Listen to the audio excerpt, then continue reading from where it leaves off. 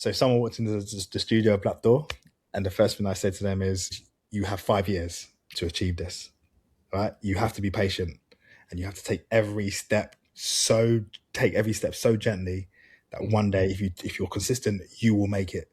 Because I know everyone that you're seeing online is happening already, and it's been overnight success. But if you really want longevity in this game, it's going to take you 5 years.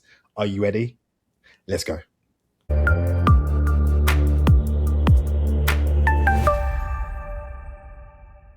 Well, everyone and everything seems to think they're a brand today. So we thought we'd bring in one of the great geniuses and experts of the space to help us sort it all out. DINES is the co-founder and creative director of Studio Blup. That is a company that little brands like Nike, Adidas, Disney, MTV, and the World Poker Tour go to when they want to build a new brand, when they want to make their brand make more sense to more people. DINES, welcome to SmarterUmedia. Hey, Steve, what a beautiful intro. Thank you, brother, and always a pleasure. All right. Well, we are here in order to get some wisdom from the wisdom makers, and we're not going to wait. We're going to bring our buddy, the chicken timer, up, get you set up with the 2 minutes, and you can see we're not cheating. It's 2 minutes straight up, and this guy's got his eyes on you. All right. With that, make me a little bit smarter. Right. So I'm going to go straight into what the issue with is that's facing our world at the moment, which is this AI, this artificial intelligence. I call it alien technology, alien interaction, AI. And a lot of people are getting a little bit scared and a bit nervous about what the future holds, whether it's their jobs on the line, whether it's making them smarter or dumber. I think a lot of people just lost because we're just getting thrown every minute, every second, this AI thing. And my whole thing is, how do you stay 5 steps ahead of the machine, especially as a creative? Yeah. And I have a lot of young creatives really struggling at the moment and not finding their way in this world.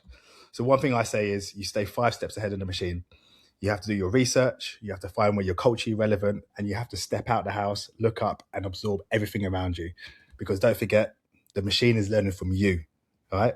So if you try and pioneer, try to stay ahead of the game, then you're always going to win. And it keeps you relevant. It keeps you fresh. It keeps you moving. And once you master that, then you're always going to be top of the tree. Oh my gosh, that's great. And if I can get I'll make the joke in a minute, but you're giving me 30 seconds left to go into my day. So thank you for that. The gift of time. We all have not enough time. So if I get 6 steps ahead, can I rest for a day? Of course you can. See, there you go. We're ready there. Done. Perfect. I think that's fantastic, because a lot of what you do, and you cannot do brand work, right? And we're gonna talk about what brand means, because honestly, it means different things to so many people. But in the brand world, there is no question that the technology is a huge part of the equation. So let's dig deeper into AI. It's probably easier to say, stay 5 steps ahead of the machine, but what do I do? What are the things that I do to get ahead at all of the machine? That's it. And look, I mean, you're doing it right now. Okay. So in a way, you're kind of building a space, and you're bringing on interesting guests to help, younger people in marketing or in entrepreneurship learn from the voice. And at the moment, what I'm feeling, and I'm seeing it everywhere, is if I'm going on to, say, YouTube, and I'm, searching how to, make $1 million, I'm realizing everything has just been being read off a script now. And everything is sounding very ChatGPT, very Claude, and there's no personality now. And now, because I know how it works behind the scenes, it's just like, what am I actually learning from? Am I learning from the machine, or am I learning from the person? So the key now is, it's like, you have to understand that this is your voice and this is your moment to try and not become that, right? Not try and become a machine, or become an android, and actually have your own voice. So when I, listen to podcasts, instantly, I know that when the guest is talking free from the heart, the passion, the stories, these are the human-made points that are lost. But when you get a good guest on, or you get like that good hook, that's the moment where I feel inspired, because I'm like, this is real human touch. This is a real human voice, real human mind. And I'm learning something from the heart rather than a script. I think you've done an awful lot of work in your own personal life because it comes out on being you, figuring out how to be you and be authentic, which is a huge part of the whole brand experience. But man, that's hard to communicate to somebody else. Other people are coming to you and they're saying, hey, help me be a brand, which has to have authenticity. Are there times when people go in and you just sort of go, I don't know how to do that to you? Mhm. I don't know how to get you there. Yeah. Are there? Well, Steve, listen, I think I built a company with my best friend Alex from our second year at university in Yeah. Southampton, England. And I never really felt I was part of the industry because even on our graphic design course, which I studied, I didn't feel like it was free and enough. I felt Hmm. like it was very by the book, by the rules, and you're supposed to be in a creative environment. You're supposed to be in the arts. And I realized like what I do offer is life and culture. And I come from a graffiti background. I've worked with within the music industry, like whilst I was studying. And I'm like, how do I bring that energy and that vibe into the work I do today? Right. And it was taking a risk because look, listen, as a young black creative director, I didn't have anyone that looked like me, who sounded like me, who inspired me. Hmm. So from that early on, I felt lost, and I was like, you know what? If I can't find anything, how do I create that for the next up and coming? Not just because they're the skin color or whatever. It's someone who hasn't had the privilege of what a lot of people in our course in the industry have.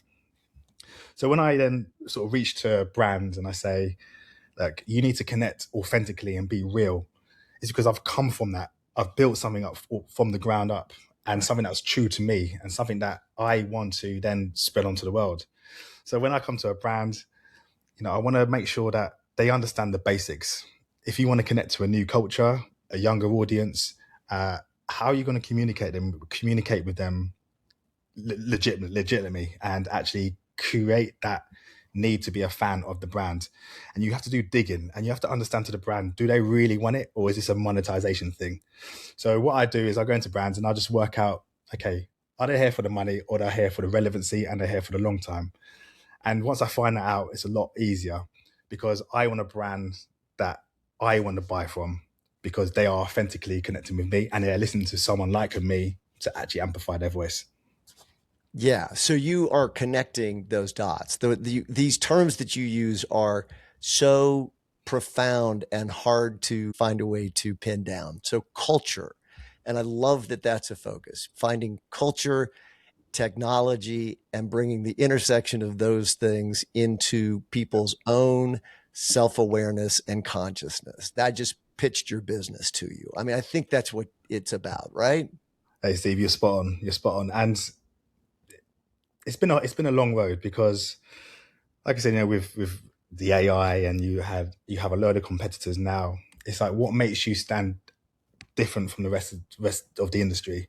What makes you shine so bright that you attract these brands, you attract the fan base, you make your friends proud of what you're building? So overall, it is always about just being grounded and being centered into what you really want to amplify to the world. Look, my only skill is being creative and having talent to sort of create.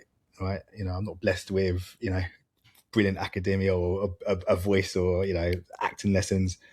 But for me, it's just like I had that thing that I wanted to project to the world, and if that then became a business and that then became monetized, and I can make a career off it, then I've already won because I'm doing something that I love and the passion. And for me, every day is about building that, staying relevant, listening to what's out there, being connected to culture, packaging that up, and letting the world say, "Listen, if DINES can do it, I can do it." Well, that's pretty great. And I know you do a lot of work in mentoring. You've literally created ways for other people to mentor and help people find their voice. Tell me a little bit about that and how that works within your own space. So I've been doing it for about 8 to 9 years, Yeah. on and off. And it first of all started off when I got invited to my old university to kind of speak. And I remember after sort of many times going back and forth to Southampton and inspiring the students, not just because I have made it, because I mean, I was a nobody then. But Mm. what I told those students when I sat in front of them was, you have to put the work in. Like, just because you're there to do a course and to get a grade and to, make your family proud, it's like, how hard do you have to work to get to the top? So I was producing, whilst at university, 1,000 pieces of artwork. Every 3 times a week, I was producing a bit of artwork, putting it out there to the world. And thank God I did, because when I did graduate, it allowed me to have a portfolio ready to go straight into the industry, Yeah. right? So then the whole mentoring side is like, I looked in their eyes and I felt they were lost, and I felt that they needed help outside the academia. And I wanted to teach the lessons that I made mistakes from, like understanding money, how money works, how to value yourself, how to be confident when you're walking into a room, knowing that you are the creative talent, you are the creative flair. How do you unlock that? Yeah. How do you build a style? How do you build a brand? So when I'm telling my story, and it's for about an hour and a half, you can see that they're motivated, and they can Mhm. see that there is hope at the end of this. Yeah. And I'm very famous at saying, the thing that I'm really proud of is, I say, you don't, after university, you don't have to always get a job, because everyone wants this 9 to 5. Everyone wants to fall into this industry. Yeah. But you've got 1,000 people trying to get your role. But what makes you stand out from the rest? Right. If you're not putting in the work in now, then you're just going to be left behind. Let these brands and these companies come to you, so then you can work for them. So then that will come from like, hang on a minute, I've got something here, that I've got a message, I've got a story, I've got something that can help these kids really evolve into something special. And I think that's where my natural purpose came from. It's not just creating an agency that's going to work with the best brands in the world and make a load of money. It's about inspiring the next generation, so then they don't feel like how I felt when I first graduated. Yeah. A culture is defined by its art. I mean, honestly, every culture that we look back at, the ones that we revere and we appreciate are those that at the forefront were people who were able to take the creative and have it embody the society. Out of that comes growth. It Yep. comes expansions. It comes, you're literally a culture that couldn't exist otherwise, right? That's it, Steve. And you put it beautifully. And the word culture kind of gets lost now, because now suddenly it's the cool thing to say. It's we're a culture company focusing on culture first, culture this, culture that, and no one knows what it is. And it's how you redefine that word to align with what your brand and your purpose is. So for me, culture is about something that means something, that's something that you want to shout out so loud that people are attracted to you, something that makes you different, something that people want to become a part of. And if you can celebrate that through creative, through word, through tech, and you've created a new culture, then you're creating a new community, a new voice, a new angle in life. And I think it's whatever you define what the word culture is what you build from. Yeah. I'm going to tell you, we are now exactly in the muck.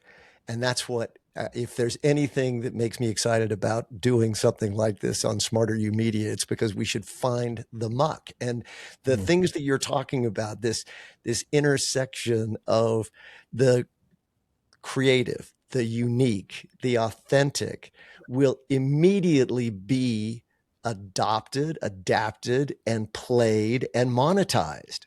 So the thing that you do every day to try to help companies do this, and every company or every person who thinks of themselves or what they do as a brand has to somehow really stay on that side of what's the real, with the monetization not being the thing that kills it.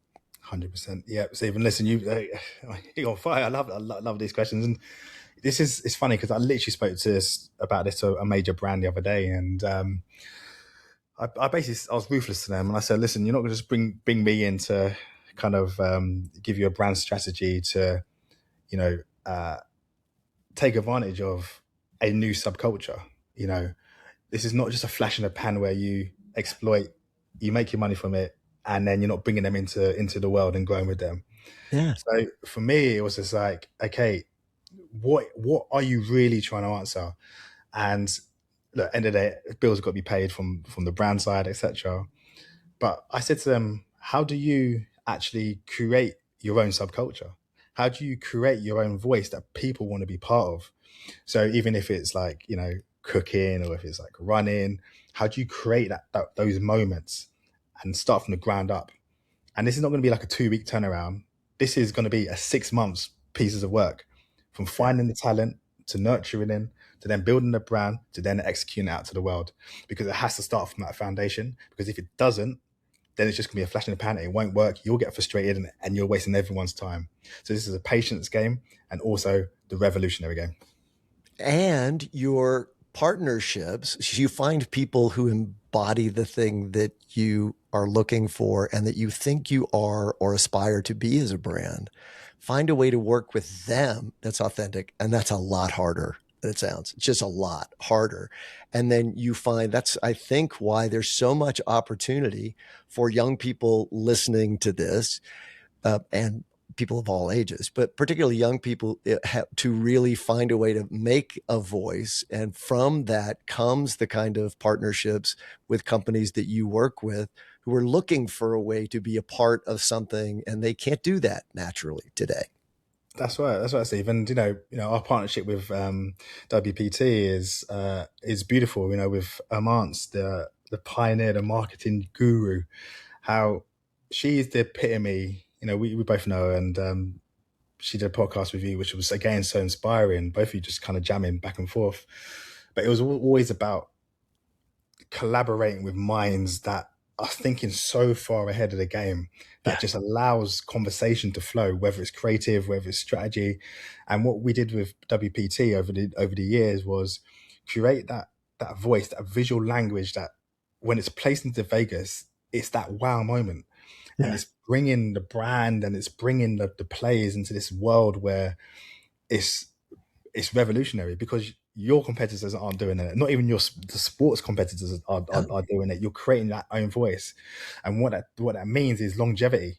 So now when competitors see that and want to copy it, you know where it's come from, because it's worked and you've taken that risk. And I think having working with people like gurus like Amance, where she trusts the vision, she trusts what I do, she trusts what my team can deliver, and once they have that and it's executed, it just lands perfectly, because it takes someone to take that risk to then set the trend and create longevity for a long time. And for those of you who have not seen, you should have. Hermance Bloom is one of the episodes. Go and see it, because she is the VP of marketing at the World Poker Tour. So all over the world, finding a way to have a voice cross boundaries, country lines, cultural lines, everything, so that you don't become everything to everyone, because that'll kill you, right? It'll kill you. It'll kill your brand. It'll kill anybody who wants to be around it. But to be who you are and find a way that really can authentically connect with Yeah, all of those populations. 100%. And it's funny when I love when I get her calls, late at night, and say, "Dines, I've got an idea. What do you think?" And then we're sharing WhatsApps of like things that we've just seen, and it's like, I'll try and push that through. And it's just beautiful. It's this chemistry, and it's just like, especially someone from London, I'm taking that London flavor and bringing it over to the stateside. And I've realized how much value that also brings to, a country like America, where, you're bringing in that extra bit of flavor, but you're translating that internationally. My dream was always to, it's funny actually, Steve, my dream was always to launch Studio Blup in the US. And we were that close to moving there 15 years ago, before I Oh, moved back to really? London. And we just decided one weekend, was like, let's just start in London, because we know it. And I've always said that's probably one of my biggest regrets, that I didn't come over to the US and really have fun and really bring what I knew, what I needed at the time.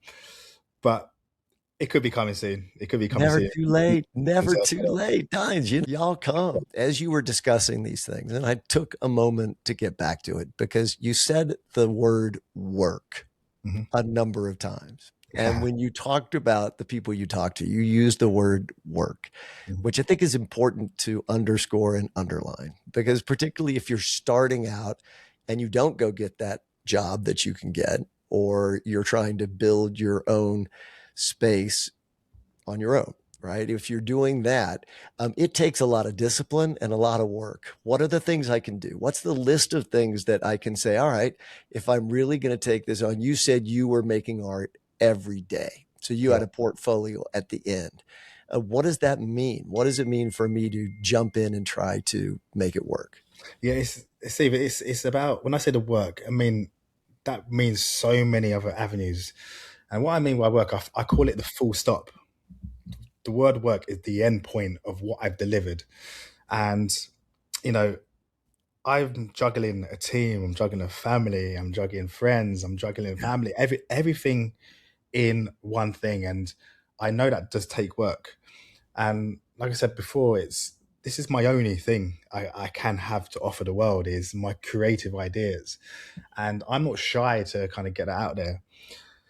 And I always tell everyone that I started Studio Blup to hide behind the brand and not let the world know it was actually me creating a lot of Mm. the work, because I didn't want to get criticized. I didn't want them to say, "Oh, the work is rubbish," it's trash, and I wanted them to basically hide. I wanted to hide behind the brand Blup. But after a while, I realized actually it's me as a creative director at this brand that I've created Yeah. is a representative of how much work I'm putting in every Right. single day. So when I wake up in the morning, I have my vision board, and I'm like, this is what I need to achieve. And last year was massive. I got an honorary fellow at my old university, awarded, sorry, one of the highest accolades that you can get, Mm. just below a doctorate. And that was for, work putting into the creative community, and your mentoring and building something within this industry. And last year was really good. And I wouldn't be able to do that if I didn't set my targets, set my goals, set my motion, get my mind clear, Yeah. and say, this is what I need to do to achieve for my friends, my family, and for someone to be proud of us, but also to inspire a whole new generation. But that comes with the work. Head down, focus, lock in, clear all that noise, say no to things, and just lock in and create if you want to get to the top. And be very specific. I mean, that's sort of the thing, because if you're not doing whatever your system is, it better be a system, Yeah. because we have distraction at the top of everything we touch every day. That thing in our hand wants all of your time from all of the apps every day. Yeah. So if you're not setting up your own system in order to make it work, then you won't get there. I mean, you just can't. It's not because you're anything other than all the rest of us. We're all human. And if we let the distractions come and get our dopamine hits, that's where we stay. Yeah. So for you, if you're specifically designing things, making art every day, Yeah. so that you never let a day go by. And if, like all of us, you have one of those days where it goes by, you never let it go by twice. I mean, those are the things that transform us, so that we get a chance to go back and get a honorable appreciation from the place you went to school. Those things don't happen unless you got your nose to the ground and put your world together. Steve, that was beautifully put. And I'm going to echo that. And I think it comes from a place of proving people wrong.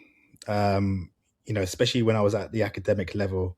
Yeah. No, and even, dare I say it, family who are now my biggest supporters and friends. I got laughed at to say, what is this guy doing? Like he's going to become a digital artist, and he wants to set up his own creative agent. Like no one could fathom it. Yeah. The only person that literally believed in me from day one was my best mate, Alex, and then obviously my friends around me supported me. But in terms of just like him jumping on board and saying, I want to help you with this dream, because you've got your academic saying, no, this is not graphic design. Yeah. You've got family saying, no, get a normal job. You have friends saying, like, why are you always broke? Like you're getting paid, but then you're always skint. Just get a job. And it was always coming from that place of, I will achieve, and no matter what it takes, I want to prove to everybody that I can do this, and I want to let the world know the talent that I want to bring to this world, and just shine. And I think it's still that hunger, that mentality. But when you reach to a stage where you're achieving those goals that you set, and then you get your haters become your supporters, it's hard to lose that hunger, that bite. So then you have to say to yourself, okay, what is it that I really need to do to really understand that I want to change this moment. I want to be known. And it's not just for fame or like the money, it's about moving that dial. And like you said, it comes with a system. It comes with a system. Prepare yourself mentally, look after your body physically. When I come back from the gym, I'm hungry and ready to create, and I'm ready to answer calls. I'm sharp. I've got my team waiting for me to make decisions. Yeah. But that comes from the work that you've put in myself, whether it's religion, whether it's meditation, whether it's eating right. I have to prepare that temple ready to execute. Yeah, well, all of those things undergird us, right? And the communities that surround us, all of those things make it possible for us to be and do what we can do.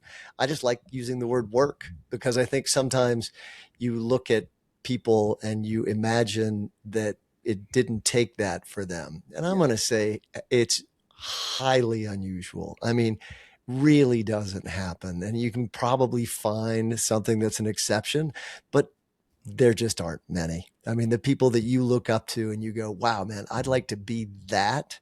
Yeah. Those people are extremely deliberate in what they do, how they do it, and they work really hard and they're lucky. Don't forget luck. And I'm going to ask you this question because nothing happens and gets to a level where someone says, wow, man, how did you get so successful?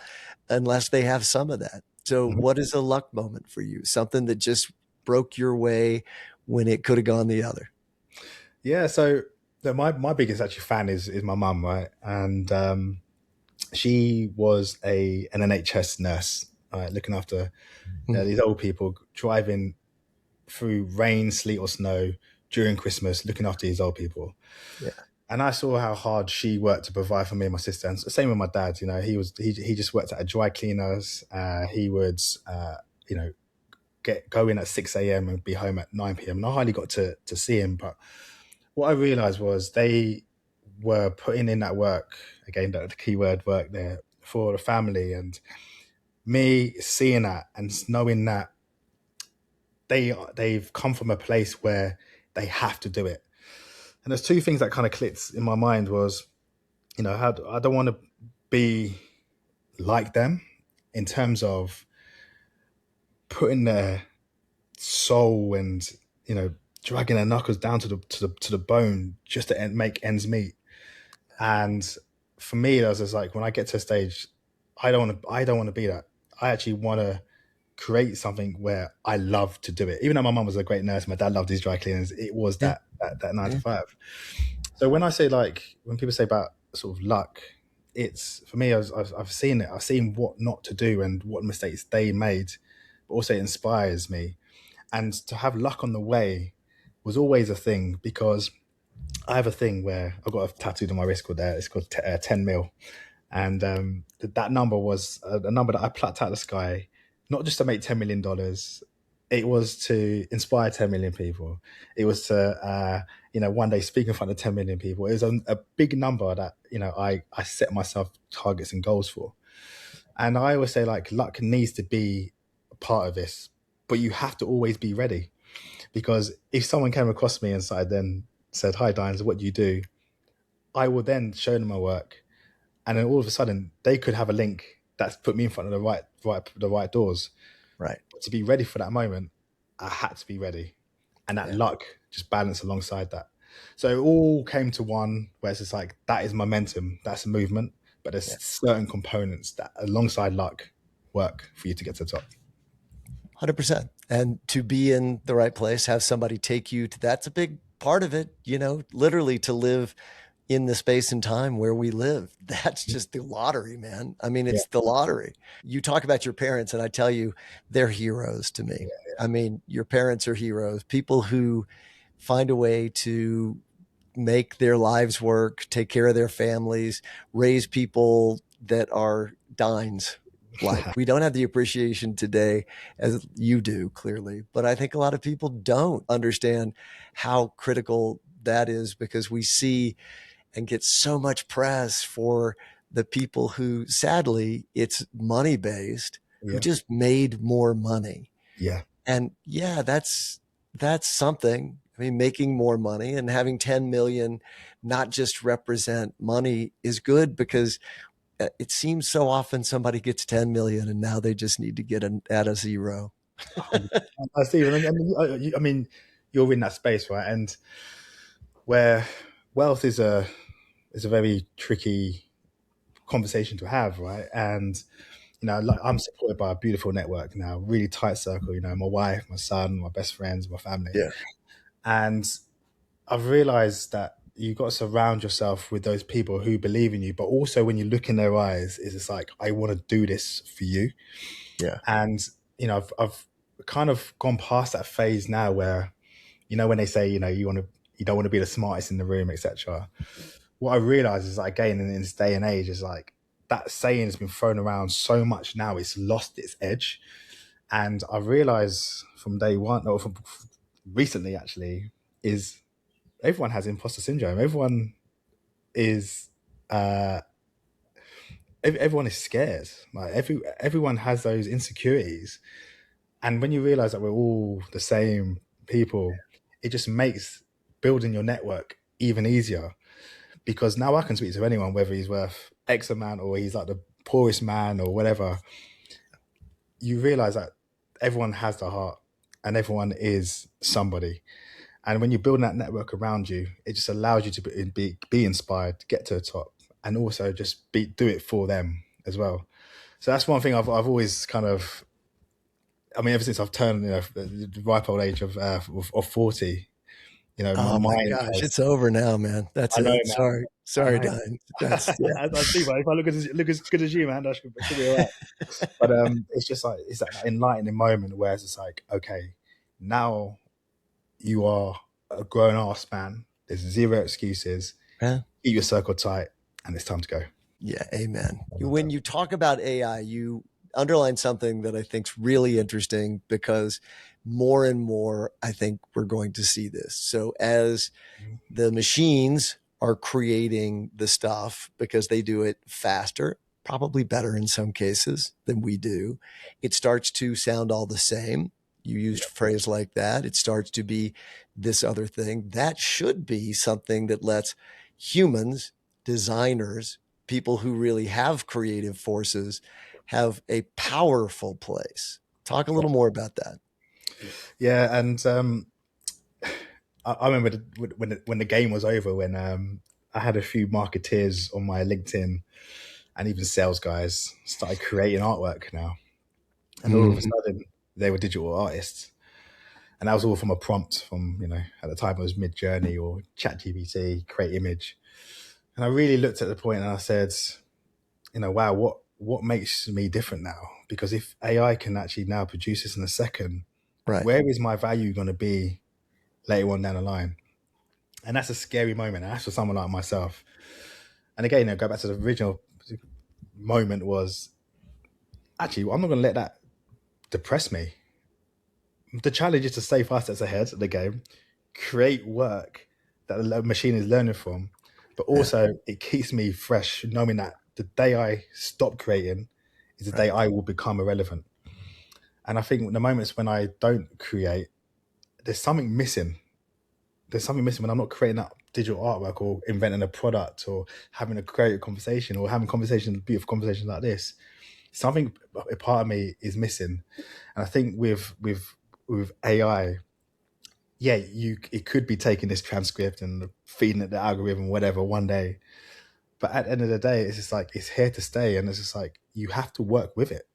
You know, those that Oh, are scared of it and those yeah. that are looking at this as this evil thing are the ones that are going to be losing.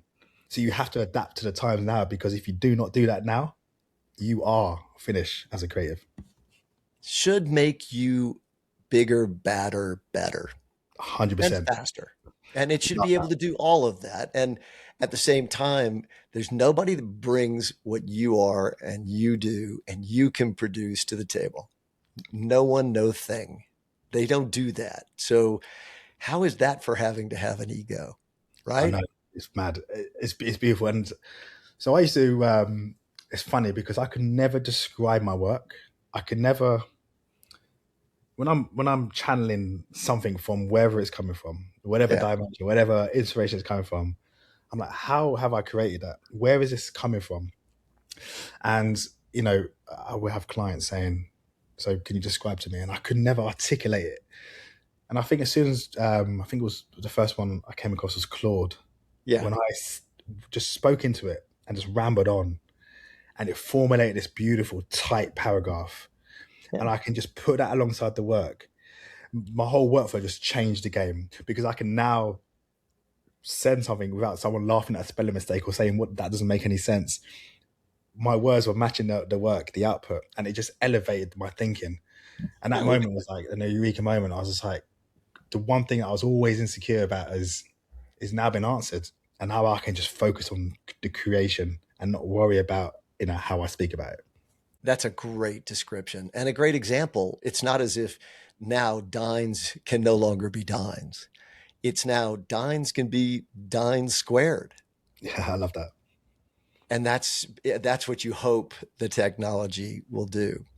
So I'm gonna have you give us an example. Let's say that I today, and because a lot of people who watch things like YouTube are themselves imagining or dreaming that I would love to start and have my voice be out there.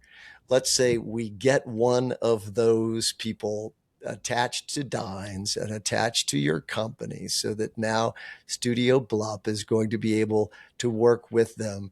What do you do? What are the first steps? So this is practical 101 that we want to do here at Smarter U Media, which is I walk away not just having heard a discussion, but with action points that I can then go and say, all right, I'm going to start building. What are my steps? What do I challenge myself to do in order just to get going?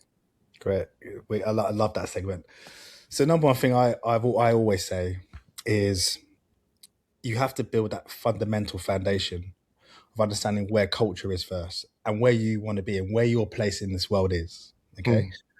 Hmm. So for example, mine was always, graffiti. I loved the Japanese Tokyo culture. I love my music. I love my Caribbean heritage. I love everything about London. And those are things, and animation, manga, all that stuff. And all those things are the things that make me happy. So how do I stay in that happy place? And how do I operate in that world? Okay.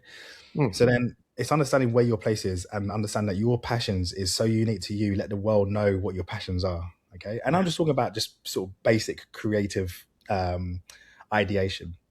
And the next thing then is you say to yourself, okay, I'm going to go on Pinterest and I'm going to be inspired by things that one day I want to achieve. Okay. So for me, when I was at university, I would collect all these magazines. I'll rip out the pages that had the studios in there. So like workplaces, and I always dreamed of having this big, beautiful studio and like these big artworks on the wall and traveling around the world and, again, winning awards and focusing on like where I want to be.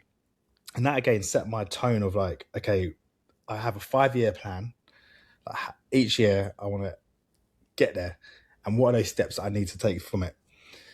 And then the third thing is then honing your skill.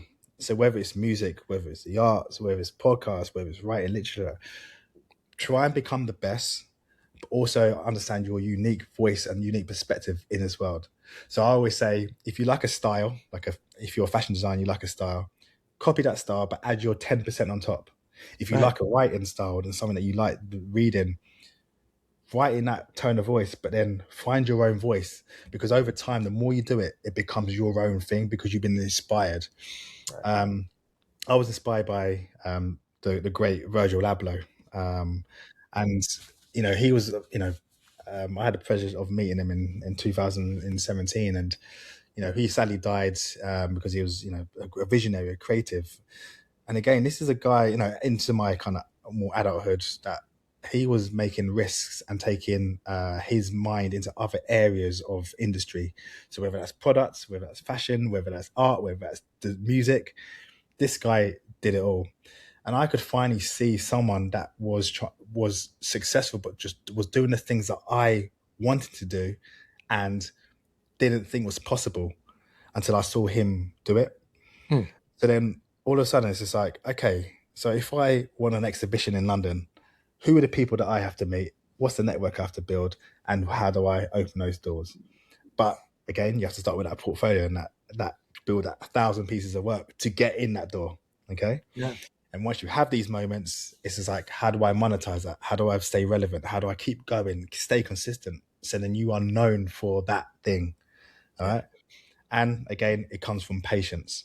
So if someone walks into the Studio Blup door, and the first thing I say to them is, you know, the number one rule is you have 5 years to achieve this. Right? You have to be patient, and you have to take every step so gently that one day, if you're consistent, you will make it. Because I know everyone that you're seeing online is happening already, and it's been, you know, overnight success. But if you really want longevity in this game, it's going to take you 5 years. Are you ready? Let's go.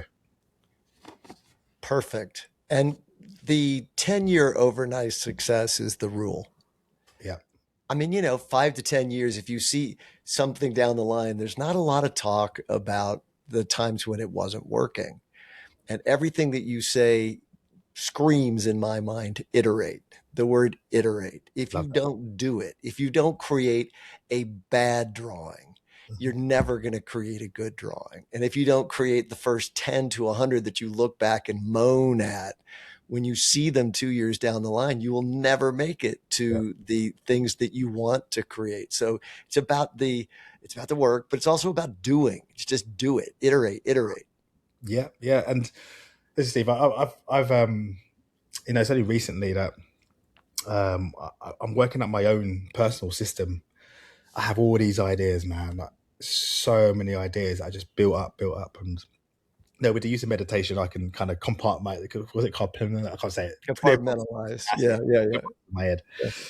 Um, but the thing is, it's just like I need to understand what are those three major things that I just need to concentrate on and get it done, and have a to-do list that I can just knock off daily.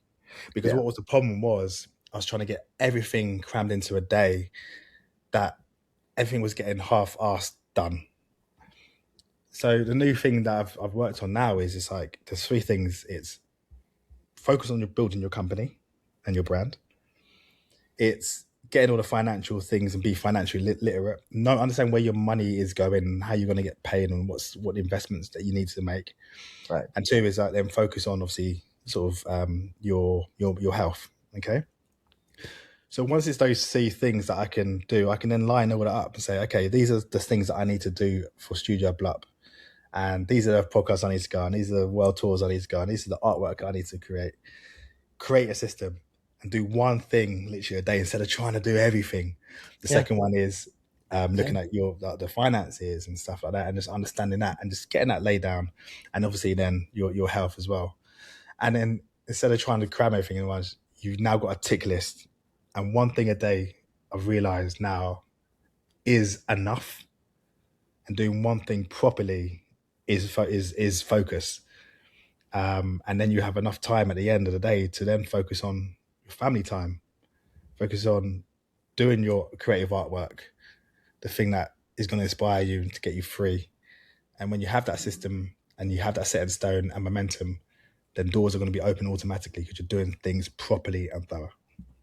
Yeah. I think the book that I've mentioned most in the SmarterUmedia world is Atomic Habits by James Clear. Oh wow, And if yeah, you haven't found it, you should find it just because it goes into the mental and neurological structure of why it is we don't really have willpower. It's just not what it is. We do the thing that's easy and that we desire, and we don't do the thing that's hard and that may not want to be there. So if you can't get to the thing that you say you want to keep doing, it may not be the thing you want to do or ought to do. It may not be that. But you should be aware enough and have people around you that can walk through that with you so they can say, hey, Steve, I don't think so.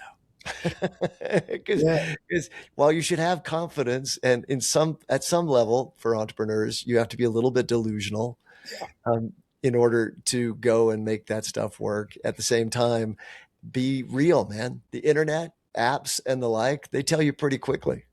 yeah. I agree with you, Stephen. And you know, like I said, it's very hard to.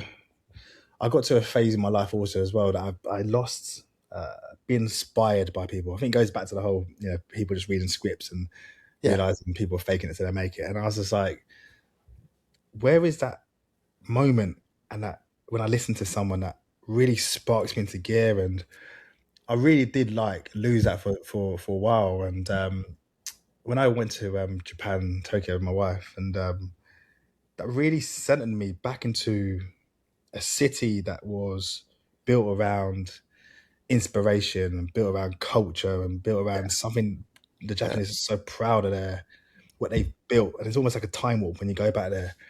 And what I realized was like, this is something that really unlocked my mind, my creative flair. And when you look and seek for someone that can give you that advice, it's asking those right questions, to align with what your gut is feeling. When I went to Tokyo, that got me excited again.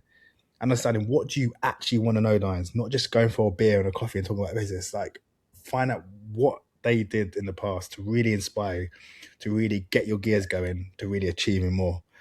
So I'm still on that journey now. And, as my granddad, God rest his soul, I would ask him so many questions about, living in London, England, and, in the 60s, 50s, and what he had to do, what he had to go through.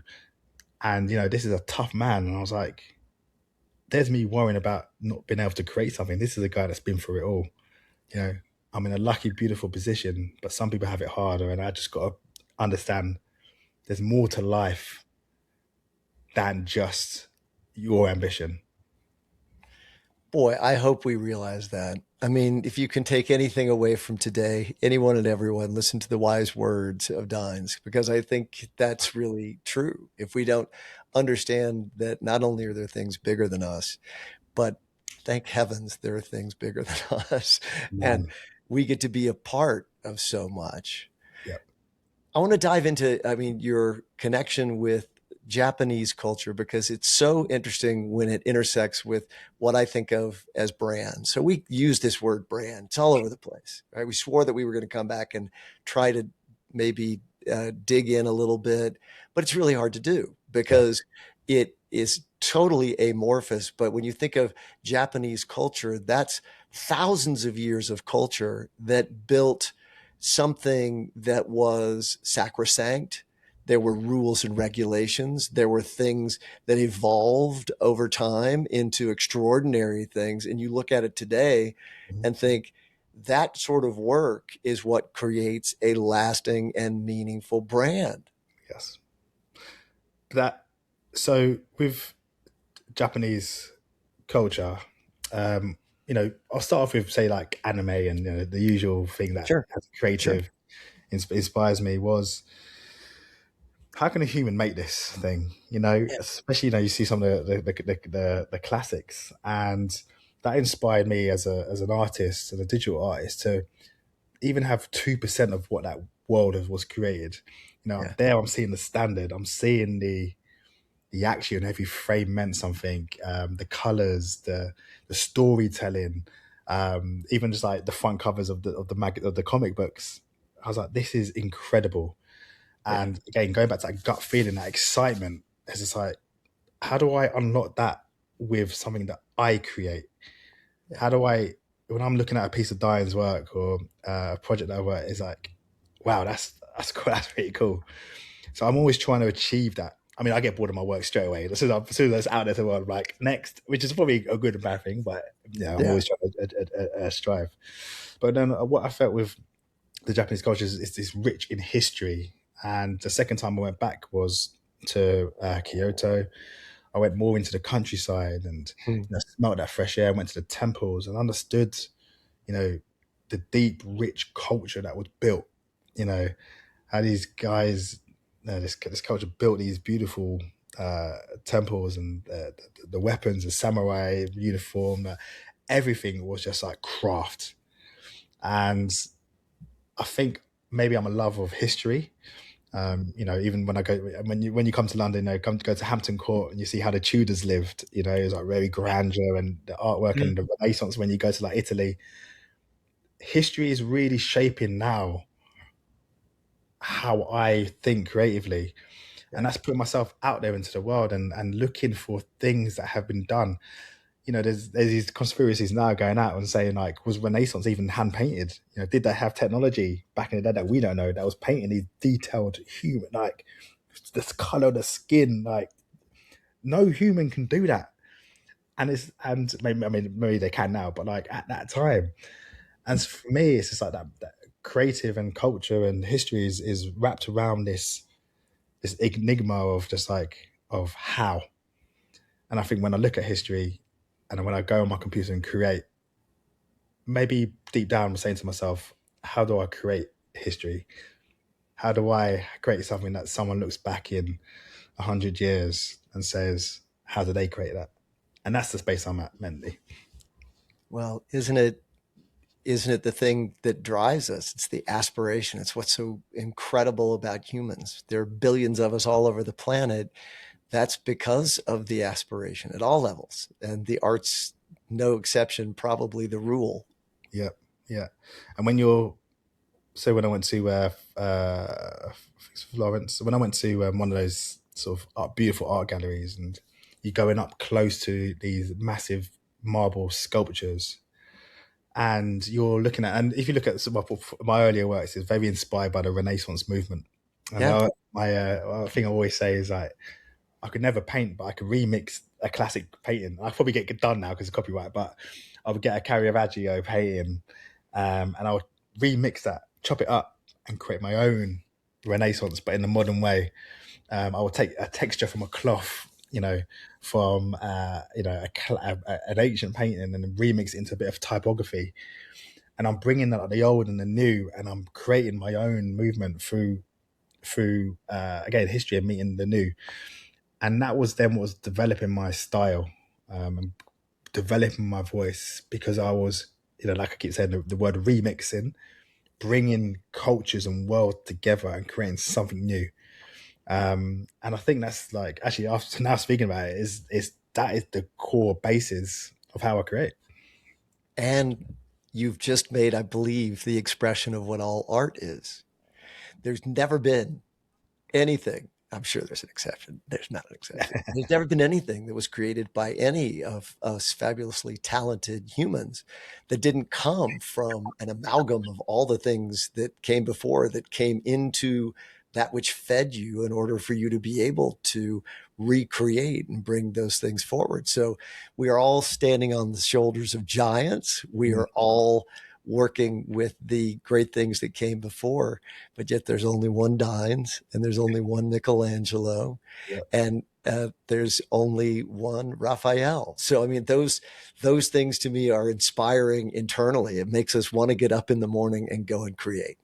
that's it, Steve. And listen, I'm nowhere near sort of any of those sort of levels, and I haven't even scratched the surface. I feel it's so I feel it's so deep in my heart that I have more to give to this world creatively. That every day is a game, and God bless that if I survive each day, Yep. and do it and have a full purpose to achieve these, and actually not do it, like I said, for the fame or the money or the followers. For me, it's just like, where is my place in this world? You know, do I need to again shine bright enough that inspires the conversations? And maybe one day I'm not even known for my artwork, but maybe inspiring a whole new movement. You know, was I the first guy to knock down doors to open it up for others? Yeah. No, I don't know that yet. I don't know that yet until like this, maybe the second half of my life. But what I'm doing at the moment is laying those foundations.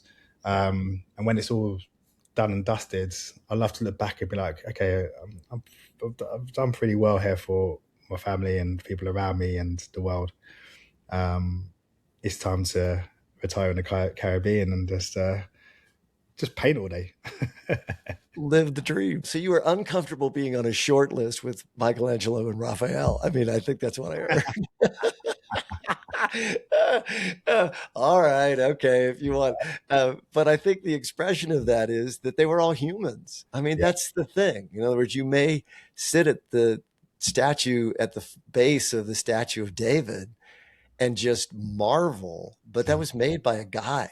Yeah. It was made by a guy who was a great sculptor and an inspired person. And will there be another great sculptor? Yes. And will Cool. there be another great creator in whatever the new form is? The answer is yes. Can it be you? 100%. It could be any of us, because that's the way it goes. But you don't do it if you don't create and do the things you were talking about, you know? As you know, and also, flinging it back onto you. You've created such a beautiful brand, and that's the levels of that's the dreams of where I want to take Studio Blup. A world renowned company that's you know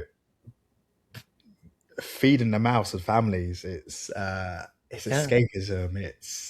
It's building a momentum. It's building a legacy, um, and that's all through an idea. That's all from a concept and believing in it so much, like you said, being so deluded that you Yes. convince the world that this is the number one thing. And because of that, and because of the purpose and the core beliefs of what the brand means, it radiates from what you've created to the world. And that's inspiring.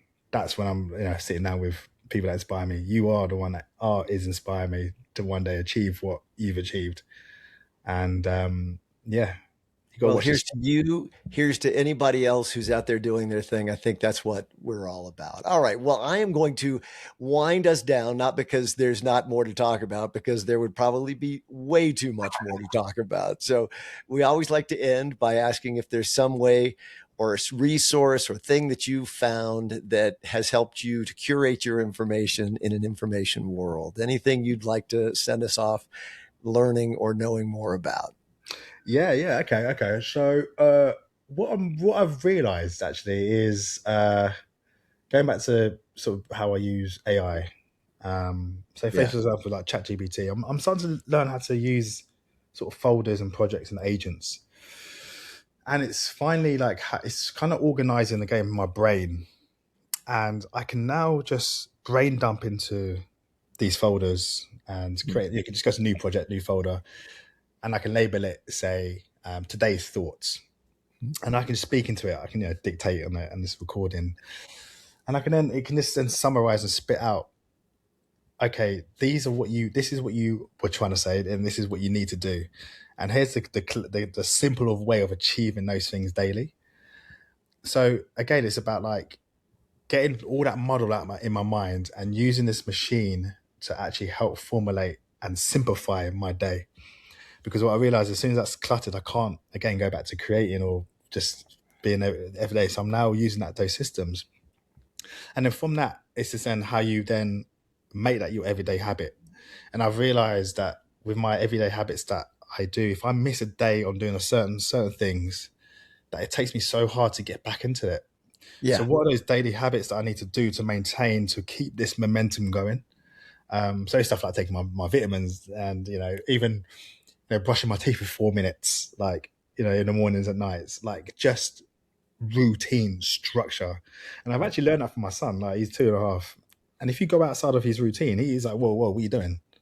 Like, Forget it. Yeah. he's like, Yeah. it's not how you tie my shoelace, daddy. I'm like, oh, hang on a minute. Huh. And it's like that innocence, that structure of, this is the way forward, this is what I need to do for him there, just to be happy. I've learned a lot. I've learned from a 2-year-old. Actually, it's Of just course you are. momentum and habit. So going back to your question, it's just like where to put things in your brain and where to place it. So using AI and your folders and ideating it, so that's clear. And then creating the habits that benefit your mental state, your health, your conversation, and you keep those things really tight. Then that bit in the middle that you want to create or want to achieve or want to build is so clear of noise. It's clear, and you achieve that, and then one day you hit that 10 million. There you go. Flash, flash. When you did that, the light underneath your Fitbit or whatever flashed Oh, green. you It got to drop that. flashed green. I want you to know. There we go. Uh, Up the yes, well, side. that's the perfect way to end. Dines, thank you so much for joining us and for being such a light. I hope that everybody got ways that their life will be better. Make sure to stay curious. Make sure to stay open. Your life will be better if you do that today. All right, we'll see you again, Dines. Pleasure, Steve, and thank you for your time. I'm going to be in the stateside very, very soon. So see you soon.